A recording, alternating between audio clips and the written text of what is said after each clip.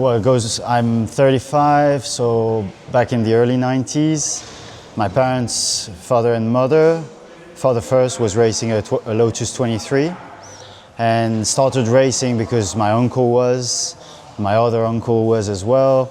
They got interested in historic motorsport, and yeah, my father got started, and I was about, I think, 6 years old, and they took me to the Spa. At the time it wasn't the 6 hours, it was the earlier meeting in the year, which was...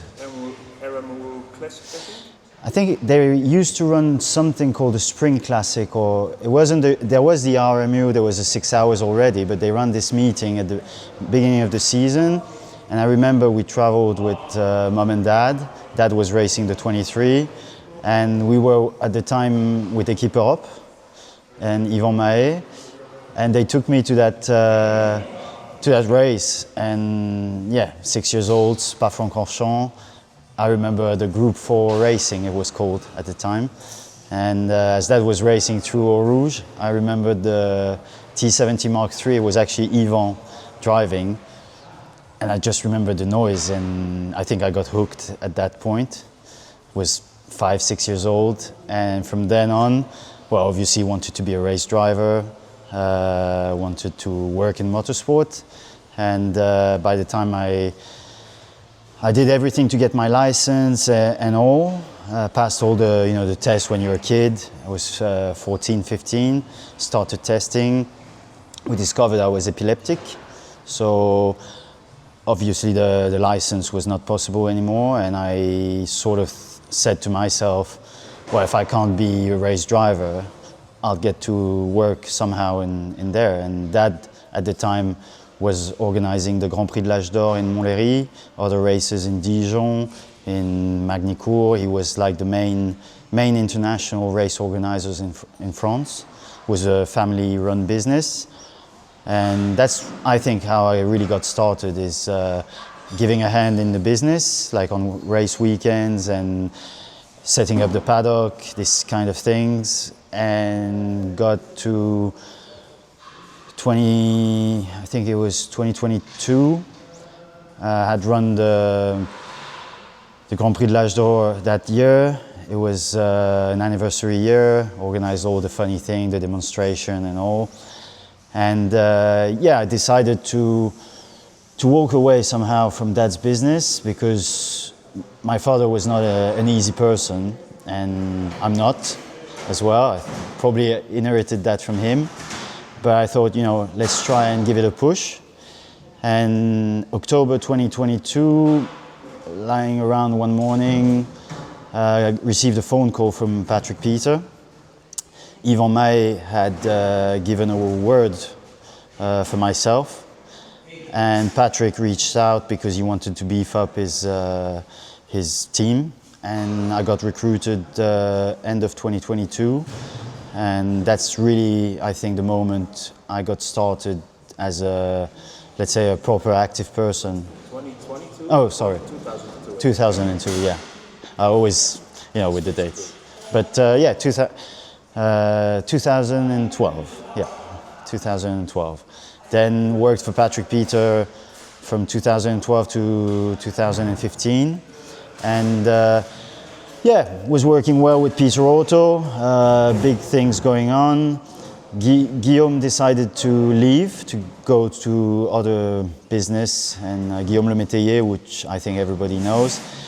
And I somehow saw an advert for a role at the FIA on LinkedIn or something like that. And I submitted my CV, and by June 2015, got a contract, got interviewed, and it went on. I started working for the FIA, where I was the sporting coordinator for historic motorsport, so handling every championship at the time, like Masters, FIA Championship, Formula One, sports cars. A bit of technical, but that wasn't truly my job at the time. And it moved on to a few years, and the FIA actually asked me to get started properly on the technical side, because I had a soft spot for technical. It was also always something that interested me, and they got me the task to actually strengthen the historic technical passport system, and step by step I took over, which in 2020 during COVID I became the head of historic technical passport administration, and that's pretty much the story of how I got into historic motorsport. And how came the connection then with what you do now here as teammate? So as a kid, I think it was 2004, there was this mandatory school thing that you have to go and work for a company. Did it 2 weeks with Jerry Wainwright, which at the time was running Alan Lloyd, AJL Racing. Took me in England for 2 weeks, and I basically saw, Alan at the time was probably one of the biggest historic racer in terms of quality of cars and the way he was doing it. Was racing in all kinds of championship, from GT, touring car, endurance, juniors as well. And came back from those 2 weeks, and I thought to myself, if I can't be a race driver, as I said, this is probably where I want to be, because I can be with the cars, with the team, and I can be part of it. Came June, and I think it was my mother which had a connection. My parents had a connection with Simon Hadfield, and they asked Simon if basically I could do the same thing as a summer job. So I headed over to Simon Hadfield.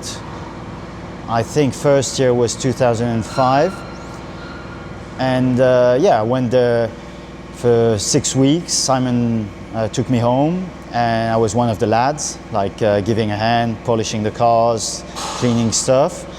But same thing is you've got to start from the bottom, and you get there and did those 6 weeks. At the time, the interesting thing is I wasn't really speaking English.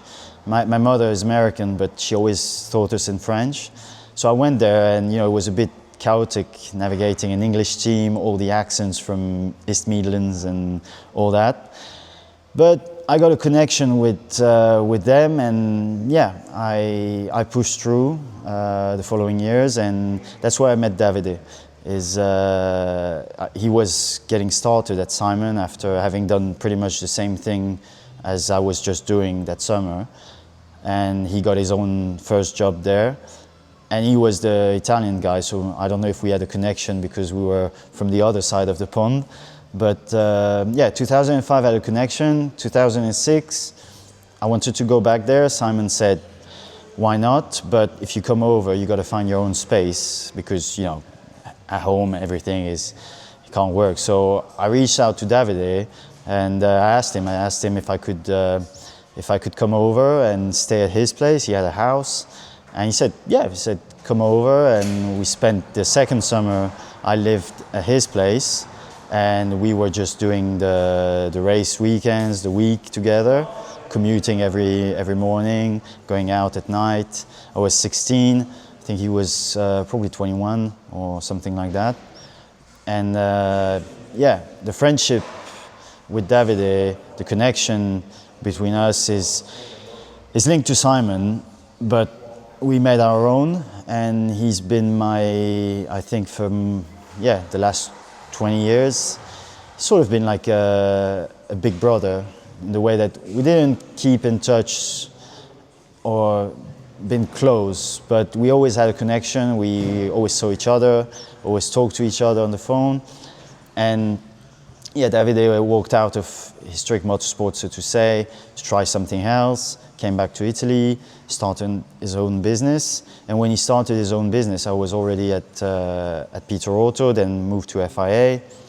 And we always kept in touch, because obviously I could give him some input on races and how to get there with his customers. And then when I moved to FIA, when he would get on a project or something important, he would ask me for opinions, advice, and we have that same connection is interesting.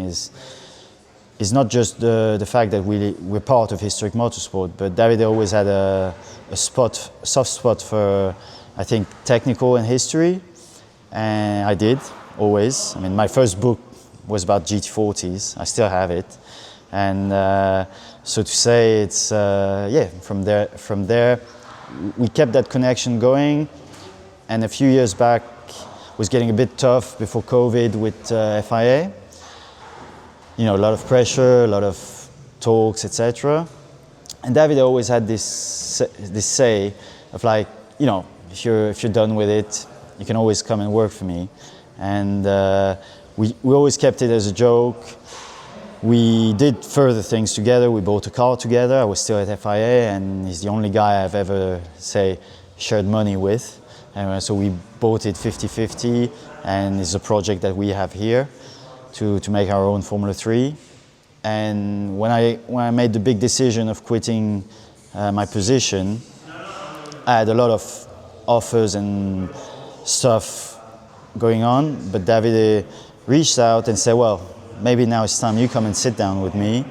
And in October 2023, I was already on my leave period, came down to Giussano, where the previous workshop was. We spent a day, showed me the account, showed me the business model, showed me what he wants to do, the cars, etc. I knew all about it because we were that good of a friend that we didn't just share the problems or life. It was also about business, and I thought, you know, there's some great offers. I could have gone to America or stuff like that, but at the end of the day, this looked like, well, he's my best friend, sort of a brother, and I felt like at RS I could jump in and be part of what he's been trying to do, which is having a certain level and bringing cars out and restoring them, running them. And yeah, the decision went back to the FIA, still working, took a week, sat down with myself, and I said, well, that's probably the risky deal. Talked with a few people, and I took the decision. I said, that's it. I mean, I had a counter offer at that time from the FIA, but I thought, you know, if there's something I want to do is build something. And being with Davide, I knew we're very different. We're probably opposites. I'm very pedantic, very hard-headed. He's equally like that, but he has a much softer way. And I thought, yeah, probably we can balance each other and get something great done together, and that's what we're trying to do here. But the passion is the same. You want to be on the highest level. Yeah, well, I have something in me, and I think Davide has the same. And I think that's where our difference come together. Is that we both have an aim, and we want to aim high.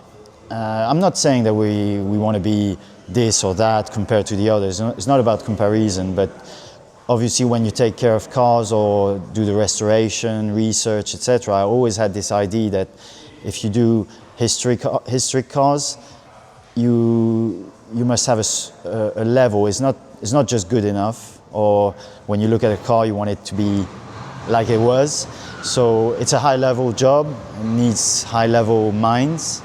And I'm not saying we're better than any other, because there's very competent people, but we have a strong, we think the same, we're strong-minded, and I think that's what appealed to me in RS, is that it looks small, it may sound small to a lot of people, but in terms of restoration and quality of work, I think it's right there with the others. And Davide and I being very, I mean, he has a thing about cars, the soul, the history. I also knew that coming here, I would not be For example, I have my own ideas, which probably all originate from Simon, because he taught us the same way, just probably 10 years apart.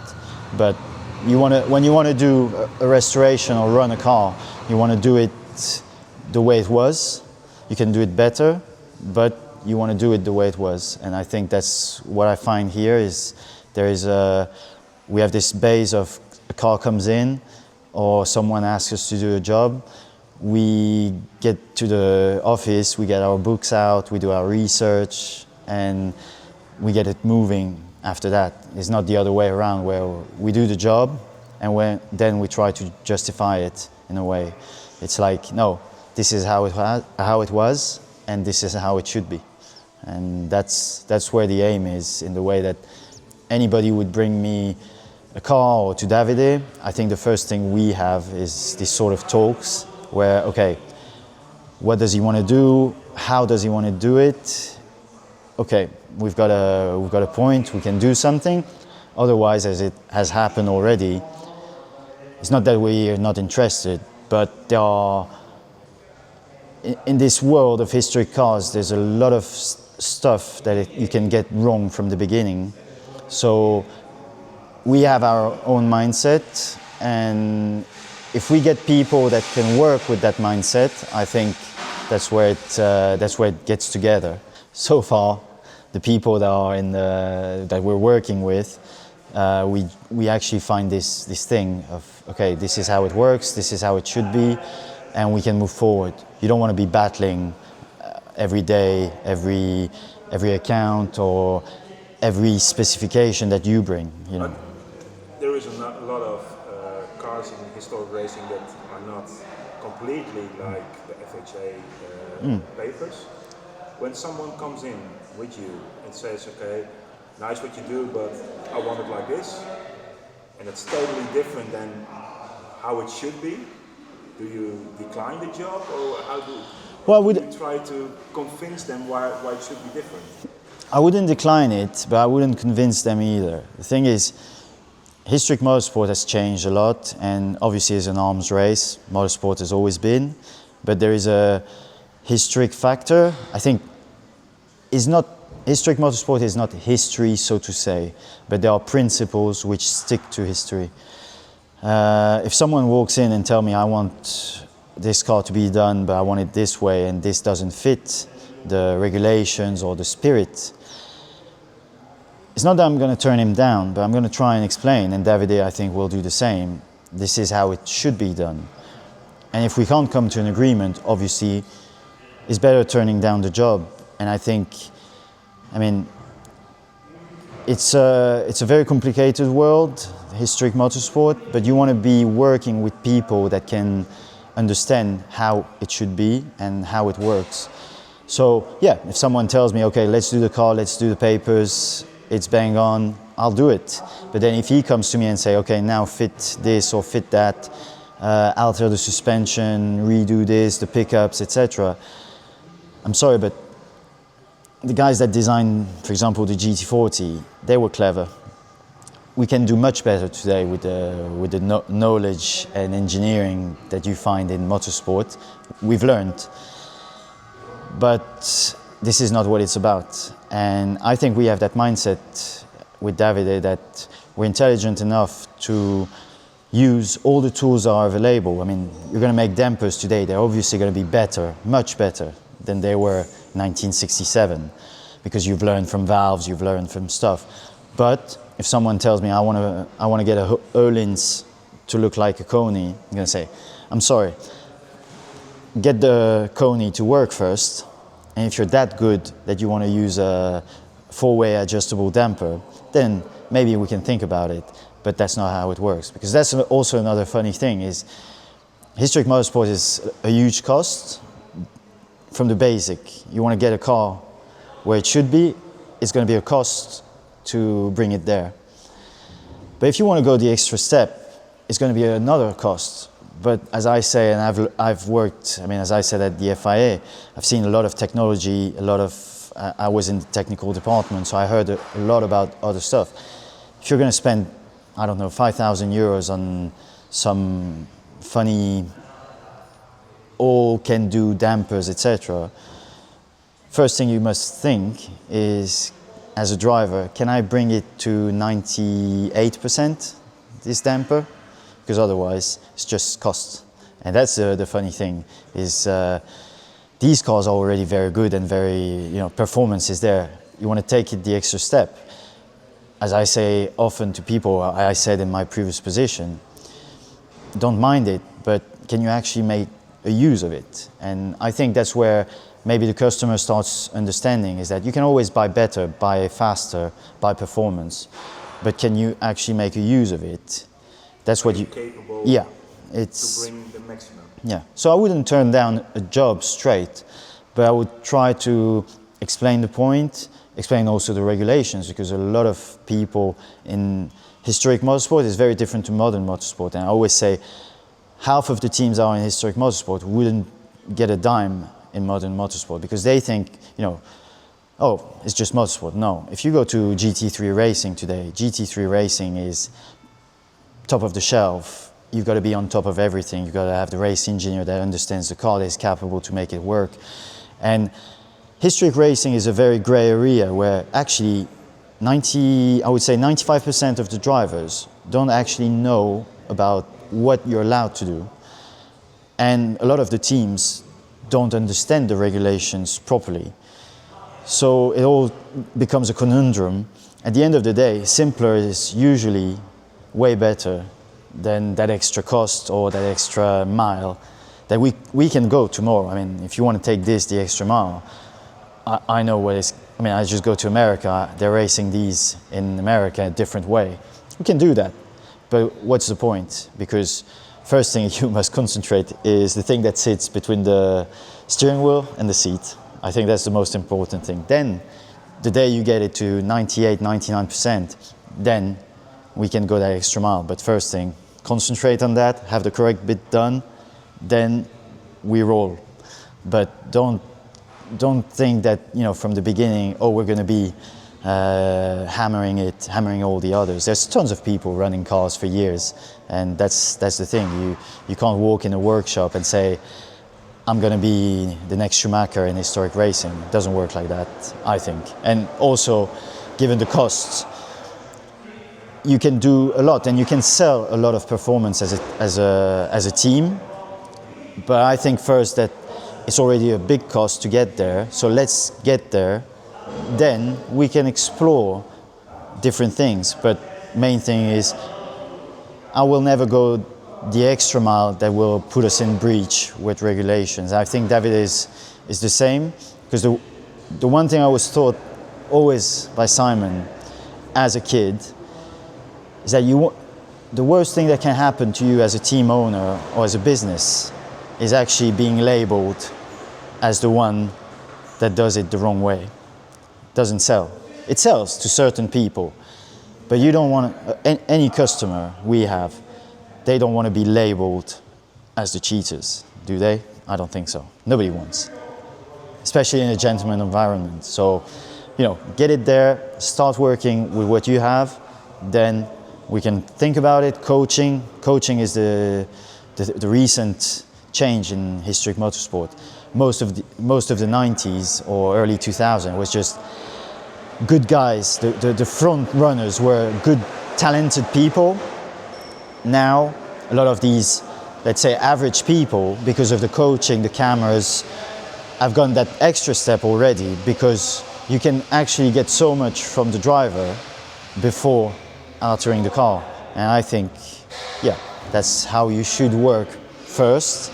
And when we get, as I said, the 98%, then we start making you understand how to set up the car, how to run, and all these things that you can work on. And we are now, you said your first book was about a GT40. We are sitting next to one. What does this for you when you come in a workshop and there is a GT40? Well, GT40s I was always fond of GT40s because of Alan Lloyd. I went to Alan Lloyd because I got a connection through my parents, etc. But Alan had Felic, which is the plate of the car, was the first chassis sold to a privateer. And I was always history goes back a long way. I mean, this book, I got it as a kid, and it was about history, about technical. Still have it, first edition, still my Bible for GT40. So this, for example, when it came, as I said to David, I said, saw a Mark II rolling out, different Mark II than anything I've seen, because the Mark IIB, which is this model, this is a replica, but it's a Mark IIB, is different to the Mark II. And I saw it, I thought, another of these American, Mark II specials. Oh God. Then we rolled it in the workshop, and it's funny, Davide said, first thing we got to check is if it starts, because the owner, etc., says it is. We started it straight away, but when you open the back, open the front, open the cockpit, we looked at things, and I was like, this is stuff I've only seen in books. Like, literally, I was like, got my Bible, started looking in it, and I said, this is a Mark IIB. And it has a Carcraft transmission, Holman and Moody oil coolers, special dry sump tank, etc. The dashboard I identified straight as the original unit, because you only see it in the 67 Mark II, which is the Mark IIB, essentially a Mark IV in a Mark II chassis. They were the backup cars of the Mark IV 67 thing. And it's special because even though it's a replica, it's so good in components, so good in details that, when Davide decided that with the owner that we would do a full restoration, we could actually concentrate on details. And we had the best package to start with, but getting every little thing to be as it was, we're still working on it. I mean, we had a shakedown, it's not on its correct dampers at the moment. Doesn't have the FI fuel tank yet, but we're doing all that. And for example, the fuel tank system, I think I spent with Davide about 2.5 days researching, because the Mark IIB had a different, the dry sump tank goes in the ponton, and that was just a feature of certain cars. The tanks were different. It's not a Mark II, it's not a Mark I, has the banjo tube in the cockpit. And I had background on GT40s, a very good one. I'm not to say I know better than historians, but technically I've seen quite a lot of them. And from there, it's special because you work on something, and that's why I like in historic motorsport is I've been reading books and magazines for years, and I have a huge collection of stuff. But to be able to get to work on one of these, even though it's not real, but you can make it exactly like it was, is I think the best job in the world. I mean, the dampers, we knew they were not correct when the car walked in, so I just got my connections in Holland, which are Koni people, and they actually had the drawings, etc. And I said I want the exact colors, because I knew from the pictures that they were not like you see today, like bare aluminium. They were actually still painted. But it's all little things like the brake cooling, the way the firewall is made on the Mark IIB, the way the tanks, the way the pipes. And at the end of the day, this is a great thing about history. It's like it's a car, it's going to go racing tomorrow, but you can try, and that's what I like to do with Davide. We can try together to bring it as close to what it was, but take into account what you can do as well today. So this, more or less, when it's going to be finished in a few weeks, completely, the dampers are coming, I think, today or tomorrow. When we get the tanks, going to do the papers for it, and I know dead straight that this car is actually as close as it can get to an original car.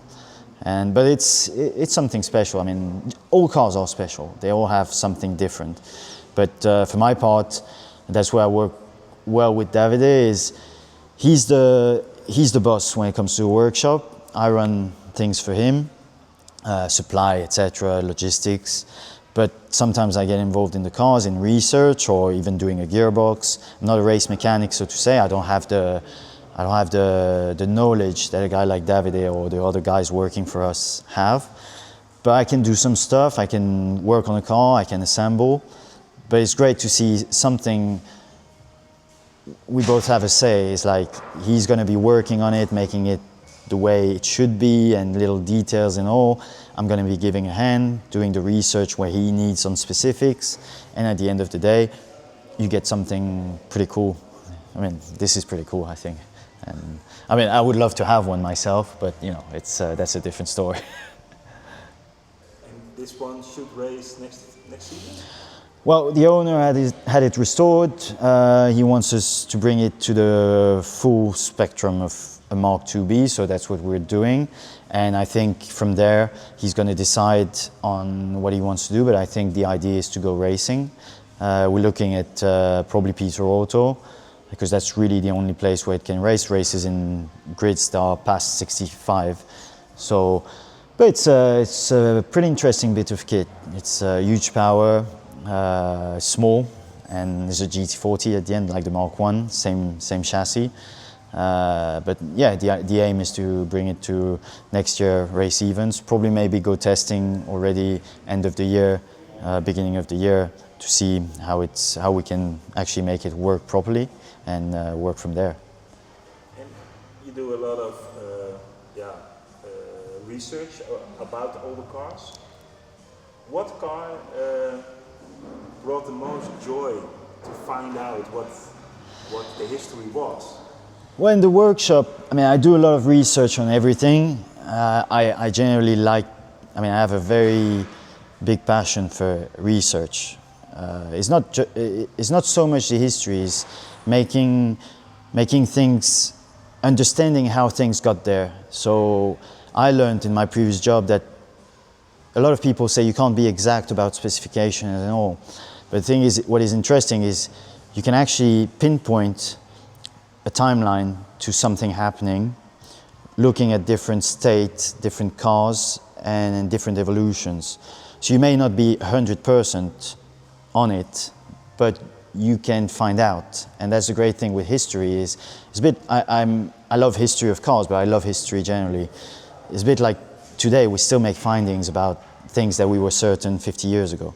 So history of cars is a bit the same, is you can be adamant something is like that, but that's the important thing I always kept in mind. You can learn every day. And so history must be taken the same way. You can be an expert on something. I don't pretend to be an expert, but there might be a picture somewhere that someone has that will actually put your theory completely out of the... And that happened recently in some stuff I do and consult for. And generally, GT40 is one car, but one car that we don't have in the workshop and is the car that I have, I mean, is a Cobra. Cobra 289. When I was a kid, a mate of my parents had one. The car went to Equipe Europe, to Yvon Mahé.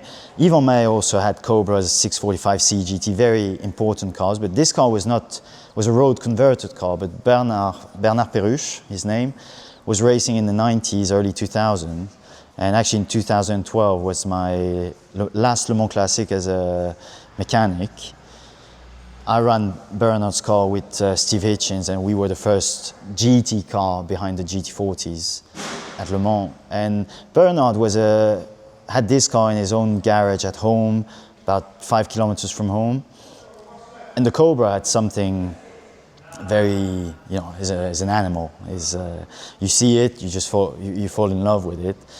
And GT40 and Cobras are, I think, GT40, I like the history, I like the car, but the Cobra, I like the whole thing, like the Carroll Shelby is a bit like a hot rod guy is putting a big engine in an English car, the way it evolves, the different spec, the different stuff, the parts, the evolution of the model, and I think that's the car I have the biggest soft spot for. I always said to myself, one day, if I make it in life, is because I'll be able to own a Cobra.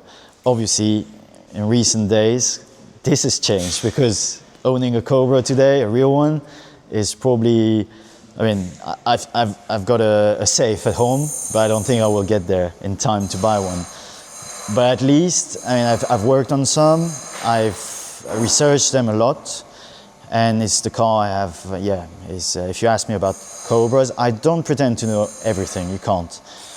But it's the car where I know all the tricks, because Bernard, for example, did all the tricks. It's moved on from that time, but I've been following. I know all the guys that do Cobras. I went to Peter Knight as a kid with Bernard to get the engine on the dyno, so I remember the way they were doing things. It's the Cobra as the car that was next door that got me hooked, and that I have the biggest soft spot for. GT40 is more because the GT40 is it's a bit like the Lotus 72 in Formula One. Is a kind of a game changer. Is new shape. Always thought for racing, but the Cobra remains the car that I love the most. And if one day even I can own let's say a nice replica, I think I would try and do it, because it's the one I love. But yeah, I research every car that is here or even outside of the workshop. You grew up with Lotus, yeah, because your mom raced Lotus. Yeah, the Cobra for me is a car, but Lotus is something special because Mum raced 23, Dad raced the same car but then stopped racing and she took over, went all around Europe with it. That's how I got to know Simon. I actually looked after this car a couple of times at Simon. It got restored there, now it's for sale in the UK. I thought about selling everything to actually get hold of my mother's car, but it's something I can't commit to, or I would be house poor, so to say, like you buy something but you can't do anything then. And no, Lotus, the 23 I love it. My father also bought a 7, so they raced in the Lotus 7 trophy in France for years.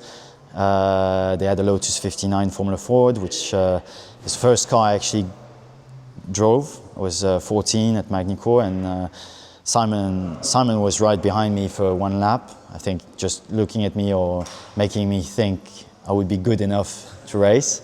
Then I spun. But Lotus cars were always in the family. Even my uncle had a 23 as well, an Elan.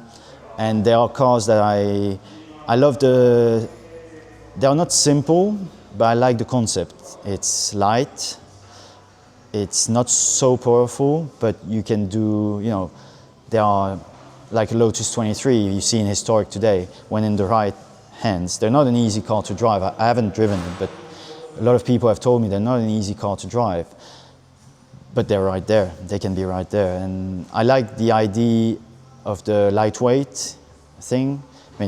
Power is everything, but lightweight, if you look at Lotus, I think they're the best example. I just bought a Lotus 7 myself.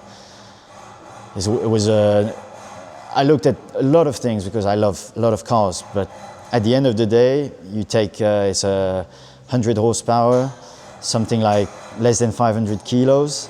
You go up, it's not about top speed, I don't care about that, but you take it up a road, mountain road, especially around here. And every now and then, as I say to Davide, tomorrow I'm going to be leaving at 6 in the morning. It's just because I want to get a 2-hour drive and bang on. And the 7 is the only car. It's part of these things. You want to. It's a lightweight, and I think the lightweight is the Cobra is a bit of a lightweight if you think. At the time, it was a light car where they just put in a big engine, but it was a game changer. If you look at an E-Type compared to a Cobra, the E-Type is a much better design, it's much smarter, the suspension, everything.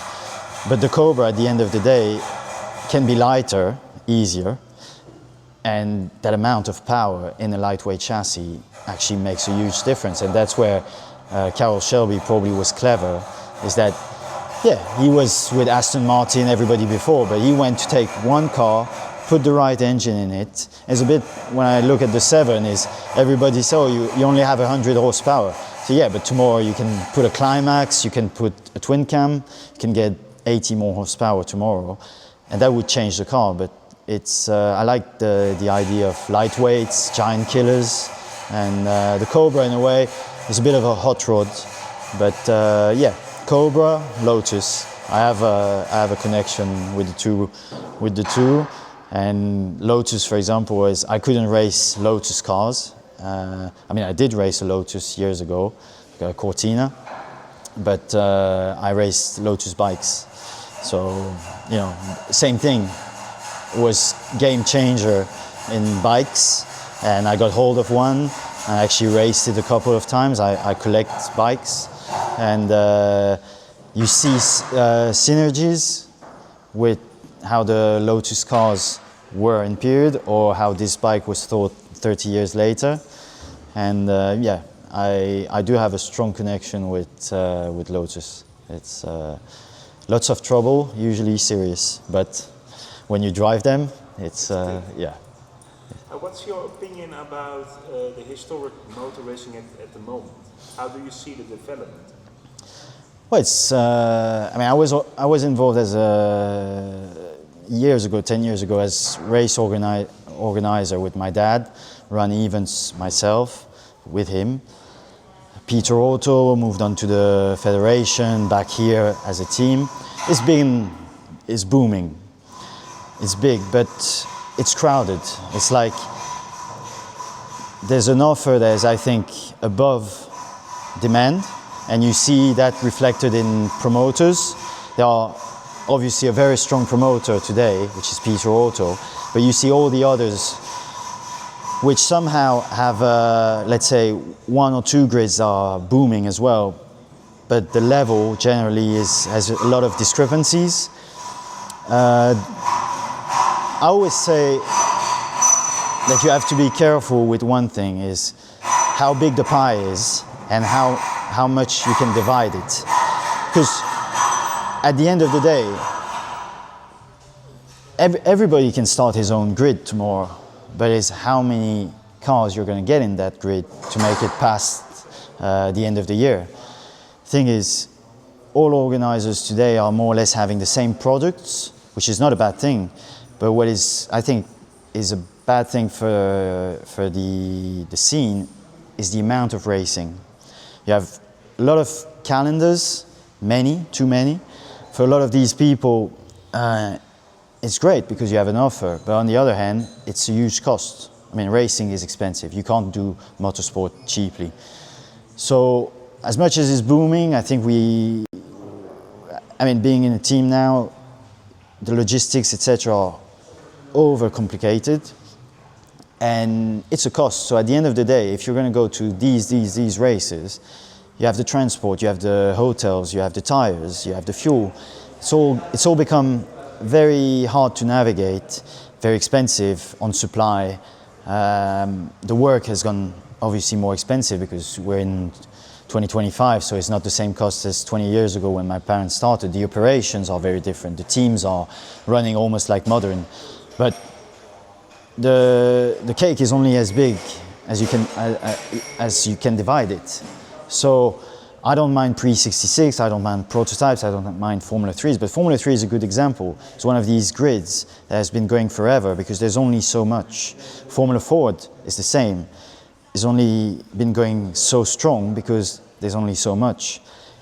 You create more, then obviously the pool starts to be divided.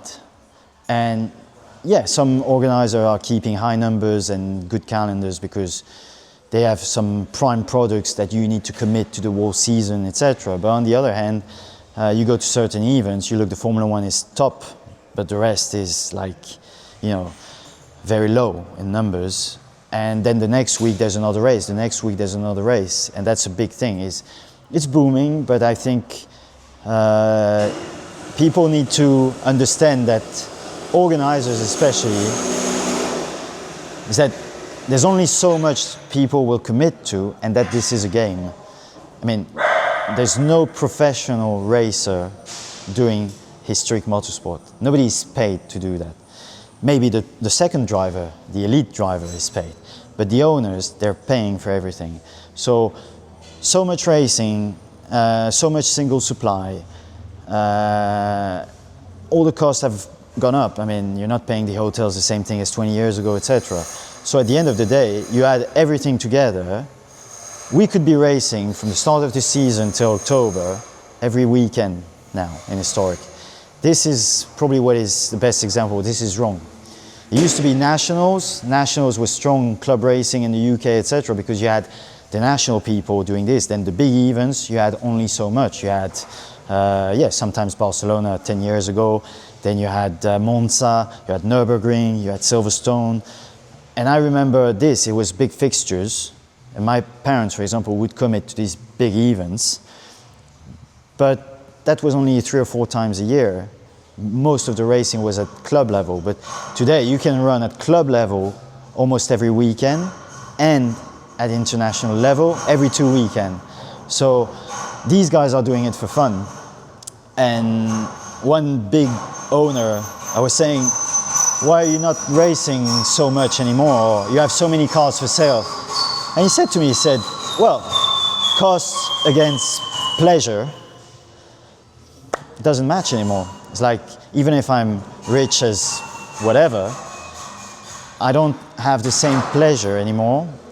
And the other thing is the cost. He said, it's gone, every price has gone up. Not just the racing, it's the supply, running cost. So yeah, it's about, the boom is great, but it's about keeping that balance and being able to spread your customers across a selection of events during the year that will keep it going. I think at the moment it's too crowded, so maybe we could do with one less organizer or someone stepping up and, some of them merging together, also understanding that this is the way, and like you bring grids together and you keep a package all around, so you know that us as teams, we can direct our customers to that. But it's, I think we must be careful, generally speaking, of although it's booming and social media, etc., shows it as a great thing. Still, people that have jobs, or maybe they have fortunes, but running costs against pleasure is the important thing. And somehow today, track time is not necessarily the greatest, and that's the big thing is if you're going to spend so much money, that's the return on investment you want, is track time. You want also the events to be run. You don't want to be offered a 60-minute race only to race 50 because you've crowded the event so much that red flag has caused this and caused that. I mean, years ago, with my dad, we used to have a limit of grids in Dijon because of that problem, because you can't run back-to-back with 2 minutes between grids. It doesn't work like that. You can't have partners every now and then going in between because the partners have sponsored, but if you're going to cut time, you're not going to cut the sponsors. And that's what you see happening today. These guys are the show, and that's what I think should be kept important, is that without these guys, there will be no show. So spreading it more and making it a little bit more, flat, like not every other weekend racing, is the long-term thing. Sorry. Johnny. Bye. Bye. Johnny. Bye. Johnny.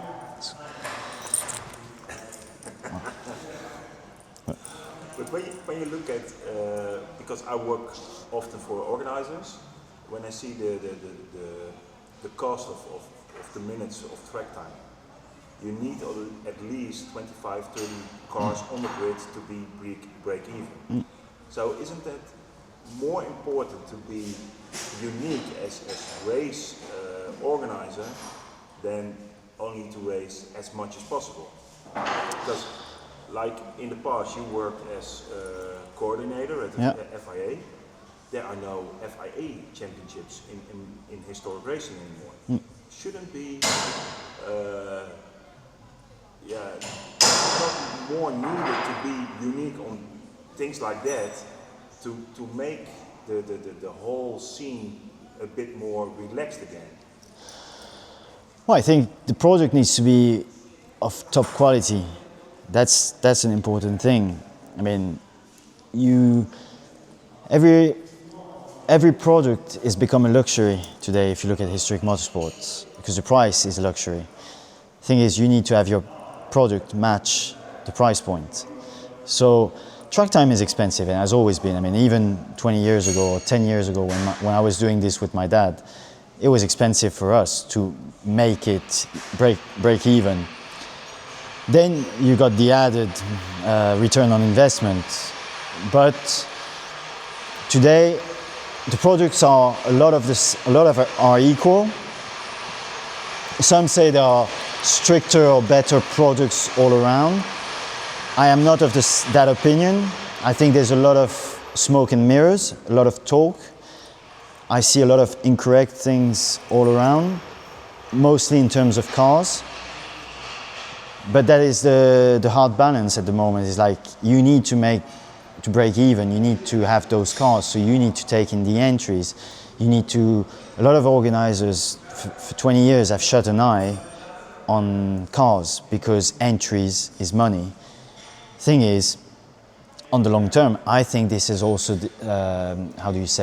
backfired on a lot of organizers, is that you may have a product that is luxury, but who wants to commit to a product that is luxury if it's a bit of nonsense behind?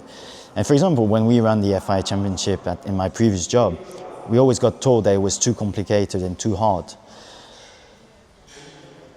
I don't think it was too hard. I don't think it was too complicated. But I think this is a game. So this is a world where saying no is a big problem. So if you look at the product today, there's a big push for more consistency technically, etc. But it's going to be very hard and going to take time over the next years to bring it together. But at least there's an initiative, which I think could benefit some of the products. But then it's about how the organizers commit to making that happen. Because you can't just be talking, you have to implement it. And implementing that sort of stuff is saying no. And that has always been the problem, I think, in historic motorsport, is it's fun and games, but there's also, I think, we've reached a point where it's become more than just fun and games. I think historic motorsport is like any other type of sport today. The people committing to historic motorsport are no longer just the enthusiasts, they are racers as well. And I think that's where maybe there can be a change, is that through stronger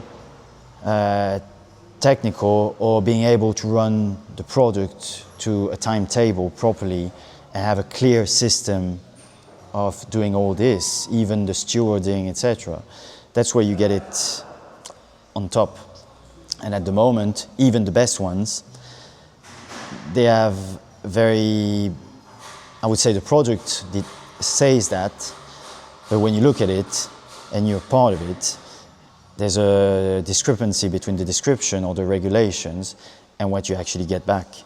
And I think that's where also the boom can sort of start going down, is people get fed up of that. I mean, if you're committing to 3,000 entries, a 3,000 euro entry, you want to be, I mean, that's my opinion, and probably that's why I would never go racing myself.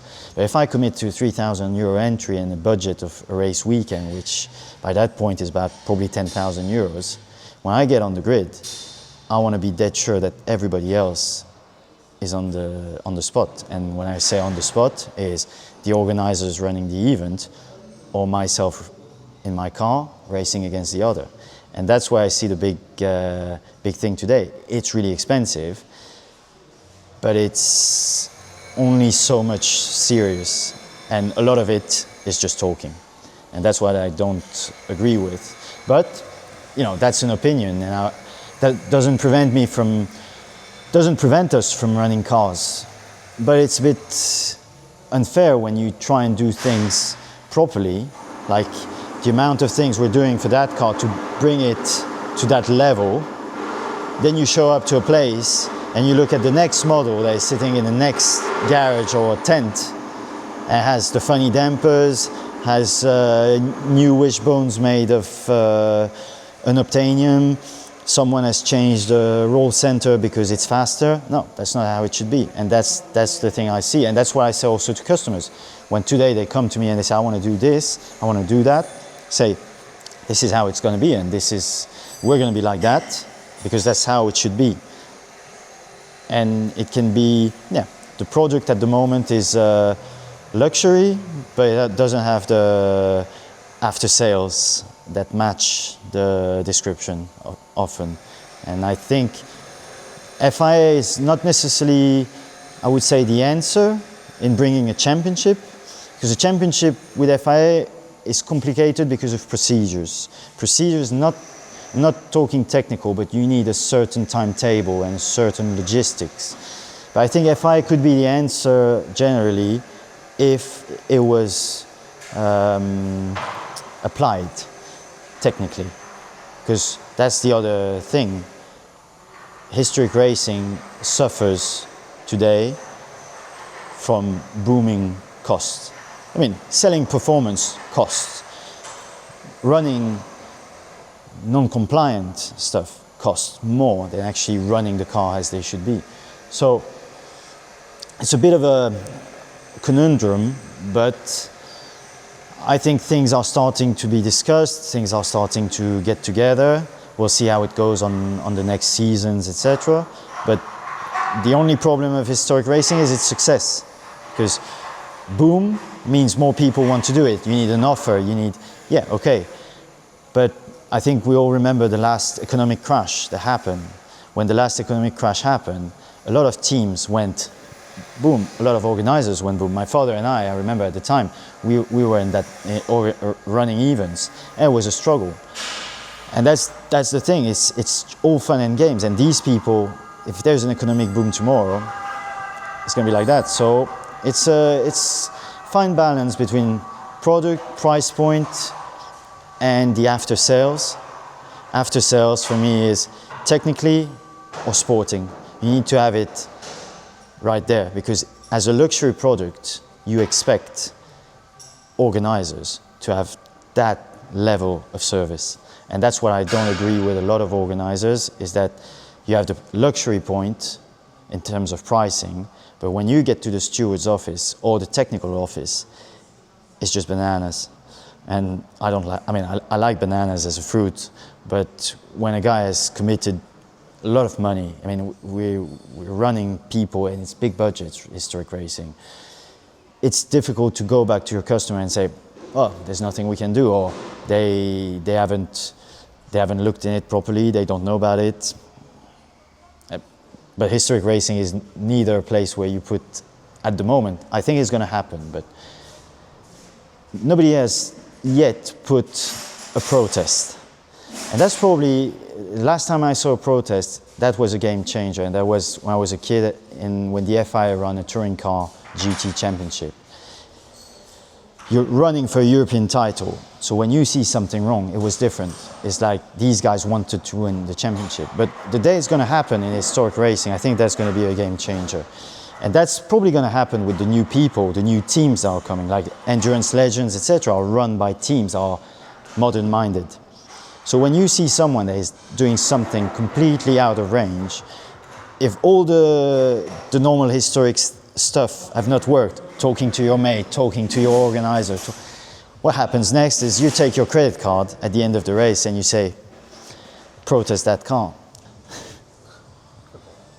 But how do you look at, or what's your opinion about the letter that came earlier this year from the British organizers and Goodwood? Well, I think it's a great opportunity. I think we've seen some signs of change. I think people have, costs are going through the roof. Some of these engines today are more expensive than running a GT3 car.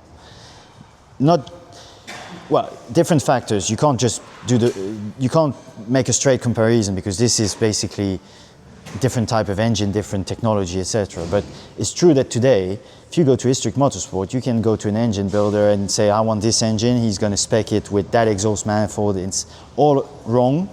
But if you want to spend money to win, that's what drives the cost. So organizers getting together, I think, is very important. Because first thing, and that's from my prior job, is you don't want to have imbalance. So first they need to get together. Second, they need to organize things so that they work together. And third is trying to make the people understand. But it's very difficult to do that when for 20 years, save the last few years of the FI Championships, even in junior, etc., you haven't done that. I mean, there used to be a time in historic racing as a kid. I remember the likes of Jeremy Hall, Klaus Bender in Germany. My father was racing in the FI Championship with a Mustang. I remember very well, all cars lined up for scrutineering. You didn't wait for scrutineers. You went to them. There was a scrutineering bay. I remember Jeremy Hall and Klaus Bender in Nürburgring, all-timer Grand Prix, with a hammer. And they went to every Mustang and gave a big hammer time on the exhaust manifold. And they knew what they were doing, because at one point an exhaust manifold fell into pieces because it was made of fiberglass. And inside the exhaust manifold there was another one. And that guy did not start like that, but that was pre-scrutineering. Okay, it took time, it was complicated, the car had to be as they were, also had its flow. What's his name, Alan Lloyd, raced a Mustang, everybody discussed it and all. But it's historic racing in certain areas was stricter, and also the technology was different. Now 20 years on, I think there needs to be a consensus to go back. There needs to be a lot of education. Something I'm doing, and I've always been doing, even though people probably don't know, is I always share it as much as I can. But I think this is the big problem of historic motorsport today, is that to bring things back, we need to educate people. The old guys know what they're doing. They've been there, they worked in the cars. I mean, they were working in the 70s, so they remember what it was. They knew, you ask them about Coney, it's just dead straight. They know what they can use, etc. But the new guys, if you form a team tomorrow, and that's probably the greatest strength of RS, is Davide and I, in terms of knowledge. If you bring us, I think, any car, we more or less know where it needs to be. But not everybody is on that, so educating the people and implementing the change over time. It takes time to make things correctly, and I think this is the two important thing: educate people, give them a time frame, and then enforce the regulation, because you can't just be making smoke and mirrors. At the end of the day, everybody's waiting for it, because if we're finally gonna say you can't do this, you can't do that, or this is not correct, it will stop people from... I mean, today, if you bring me a Cortina, I can build you what I call a super Cortina. It's nothing like a Cortina, but this is the amount of stuff that you can do today. You can relocate everything. You can, twin cam engine now revs to 9,000 RPM. Twin cam for ages was 758 from the best engine builders. How can you take 1,000 more RPM and tell me it's legal? It's things like that. We have to go, it's not that we have to go back, it's not that we have to throw everything in the bin, but we have to settle, and I'm all for that. We have to settle on something that is sustainable. And I think that would be probably the thing that would secure the sport for the next 20 years. And we should all be working on that, because what do I want to be doing in 20 years? I want to do that. But the way it's going, the way costs and development is going, when you have people redesigning pickup points, wishbones, to make a GT40 Evolution or a Lister, I mean, it's not what it's about. It should be about racing the way it was. Okay, better dampers, better fluids, better engine, because the way they're made today. But not bringing in 1,000 more RPM because, what is in there? Really, tell me what is in there. So I'm all for it. I support it. I would join it if I can. And that's already somehow what we're doing here. Someone, as I said, if someone walks in and tells me I want to do something stupid, it's not that we'll throw him out the door. But first, I will explain to him how it works. And if he thinks he still wants to do it, then I don't mind him walking out the door. But it's a great initiative, and I'm all behind the people that are driving it, and I would offer my support or even support it if I can. If you ask me this question, what has killed every category in the sport? Costs. Even when you look at Formula One today, there's a cost cap for a reason. Cost cap is not just a cost cap, it has effect in technical, marketing, everywhere. But the thing that has killed every good formula is the price point. The Formula 3 is one of the greatest examples. Now it's all controlled by Bruno Michel from the promoter of F2, F3. But Formula 3 was the longest running formula in the world before it died, the original one. Pretty much the regulations up to when the German championship died, you could see the original text from the 70s for these cars. What killed Formula 3 was a chassis became too good and an engine became too good, and the price point became fixed. You wanted to race with a team, it was that much.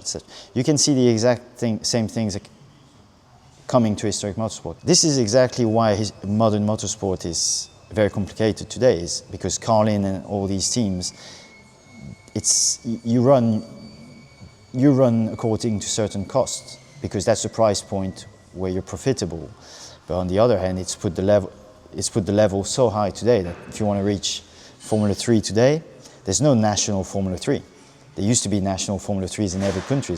Why there's not is because a car becomes too good, an engine takes over everybody else, then the price point becomes fixed, the promoters talk, etc.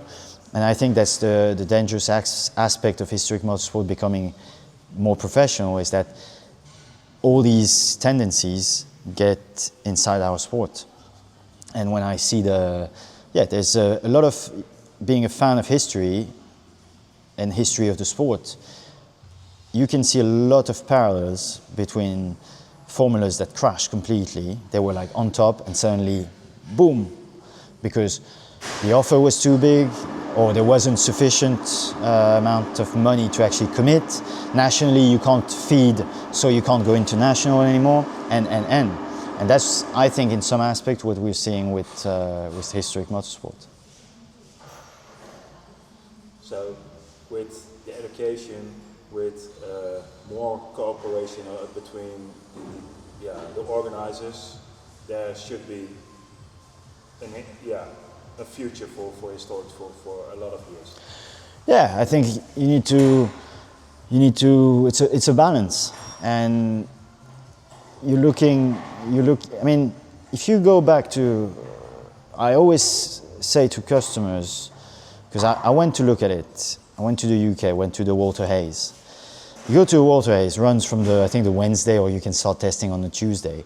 But the race is only Saturday, Sunday. The big guys are there all week.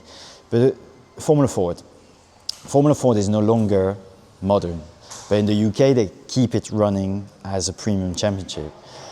But what amazed me is that Formula Ford has a flat patch, has checks all along the weekend, and there are entry-level cars. I mean, tomorrow I could go probably race myself and make a program. I can afford to make a program to go Formula Ford. That's probably one of the only categories I would do, because I know that the car or the racing is going to be dead straight. So for the price and the amount of money I commit, this is what I want. Thing is, you look at every historic championship today, there's a lot of, like in Italy, arms and in the air, talks, etc. But at the end of the day, you look in the paddock, and if I look in the paddock, I'm like, half of the cars on applications, half of the cars have papers, a third of these cars are nothing like the papers. You go to the event, you're making the show, but it's like you can't get a pass for this or a pass for that. Hey, at the end of the day, balance has to be found. And I think the initiative on the technical side is one of the most important, because the cost, the success of smaller formulas in historic racing, like Formula 4 or even Formula 3, is that for years you pay the engine the same. Hasn't gone crazy. A 289 today, I have figures, and it's nothing like 10 years ago. But do the regulations allow you, since 10 years ago, to change everything? No, nothing has changed. So tell me, what's happening? I mean, okay, material, everything is more expensive, but regulations haven't changed. Twin cam, I know, I raced twin cams. Is the engine, the biggest engine I ever raced was a Cortina with a twin cam. My father's car used to be, when driven by proper people, at the top of U2TC. Okay, they were very good drivers. But I remember U2TC booming and booming. Why did it fall apart? Because nobody kept a control good enough for the amount of money that was thrown in it. And today, a Cortina, I would love to race a Cortina because I think it's one of the best cars to drive. But there's no point in racing an FIA Cortina. There's no point. And that's the interesting stuff, is that's what keeps these smaller formulas working at national level as well. Is that there's the Inter-Series in Formula 3, but there's the German Championship, there's a bit of racing in Italy, still some guys doing in France. Because even a dad and lad can go racing. You want to do that today, even with a Cortina. Dad and lad, just the price point of the car. I mean, you've got to be, a Cortina today for me is luxury. Is no longer a touring car. It's like, performance is something, it's not one change that's going to make something happen. The initiative is, I think, global, but technically they need the right people and listen to the right people, because if you talk to preparers or engine builders, you've got to have that person that can differentiate the straight talking from the bullshit. Because, if someone comes to me and say, electronic ignition is just reliability, I say no. I mean, you would never get an old distributor to sustain 9,000 RPM with ignition points in a twin cam, because they fail mechanically before. So it's because you have the electronic ignition that you can stretch it to that extent.